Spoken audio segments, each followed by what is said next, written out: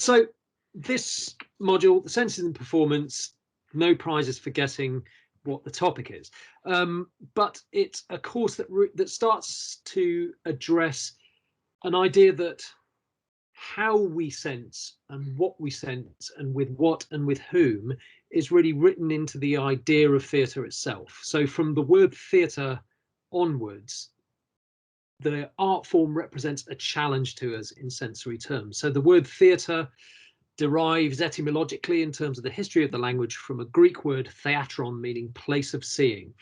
That already tells us that seeing is prioritized, and I wonder about that. I wonder whether we still necessarily think of ourselves as going to see plays. Don't we also listen to them, and aren't we also increasingly encouraged to touch them in ways that might make us feel variously awkward, emancipated, engaged, aroused, and so on? So we're going to think about a much more complex idea of the senses, but bearing in mind some of the places and practices that we've come through historically. So we will think a little bit about the development of sound and lighting technologies in changing the ways that we look, listen, and feel in the theatre.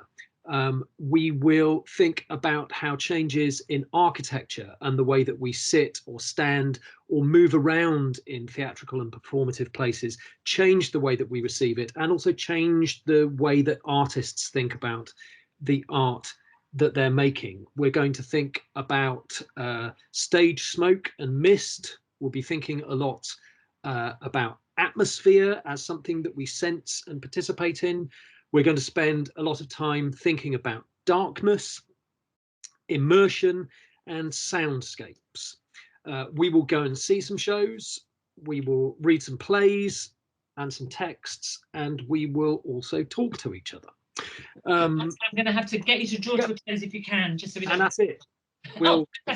Shouldn't have interrupted. That's it. That's brilliant. We'll write an essay and give a presentation. Wonderful. Thank you so much.